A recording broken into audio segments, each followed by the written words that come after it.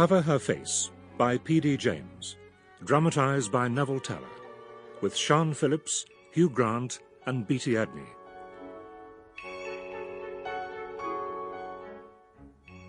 Exactly when and where did the killing begin?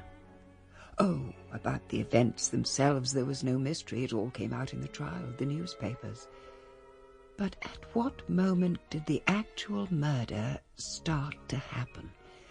That was what bothered me for such a long time. I needed to work it out. So over and over again I traced back the events that led to the tragedy. And you know, at last I think I really did fix on the starting point. Thank you, Sally. We'll ring for you to clear. Yes, madam. So, that's Sally Jupp.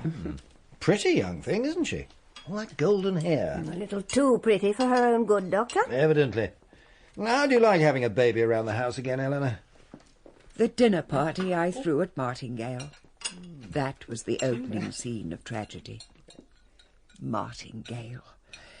Even in the 50s it was an anachronism for ordinary middle-class people to be living in an Elizabethan manor house handed down through the generations. Sally's baby doesn't bother you, does it, Mother? Not at all. It's Martha I'm worried about. She needs the help, of course, but she's very conservative. I don't really know what she thinks of having an unmarried mother around her kitchen.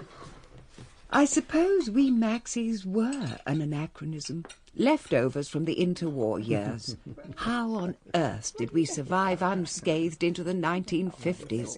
Not that financial problems weren't looming even then. Mother and daughter don't see eye to eye on everything, but once Deborah had come back home after her husband's death, we were as one in scheming and planning. Cutting back here, economising there, employing untrained girls like Sally Jupp to help Martha. Our one aim was to see Stephen through his medical training and preserve his inheritance.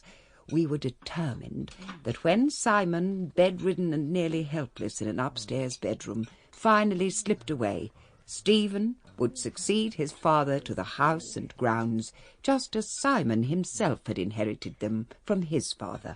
Oh, I shouldn't worry about Martha too much. An extra pair of hands about the place will soon overcome any moral scruples on her part. I'm not at all sure that moral scruples ought to be so easily cast aside, Doctor. But can you afford to take too moral a position, Miss Liddell? After all, as head of St. Mary's Refuge, unmarried mothers are your bread and butter. Take Sally Jupp. Oh, a case in point, Dr. Maxey. A baby, and no father to fix an affiliation order on. At least the girl refuses to name him. Oh, yes, it's on practical experience that I base my views. And they are?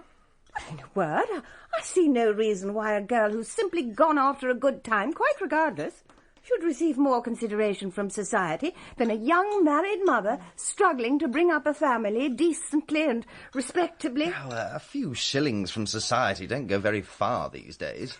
This is a Christian country, my dear brother. The wages of sin are supposed to be death, not 8 bob of the taxpayers' money. Yet, Mrs. Risco, that's the position we've reached in this country.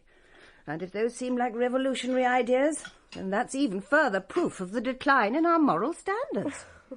An ordinary dinner party. Rather dull, really. Yet memory, selective and perverse, now invests it with an aura of foreboding and unease. In retrospect, it's become a ritual gathering of victim and suspects. Not all the suspects, of course. Felix Hearn, for one, wasn't at Martingale that weekend. Make the most of me, Felix, while you can. I can't really see my freedom lasting. Martha will certainly have her out in time, and I don't really blame her. She doesn't like Sally Jupp, and neither do I. Now, I wonder why that is, Deborah, my love. Is the girl perhaps chasing after your precious brother? Don't be vulgar, Felix. But to be honest, Stephen does seem rather impressed. I think it's because she asks his advice about the baby whenever he's at home. I've tried to point out that he's supposed to be a surgeon, not a paediatrician, but it doesn't stop her. You'll see for yourself on Saturday. And who else will be there, apart from the intriguing Sally? Sample complete. Ready to continue?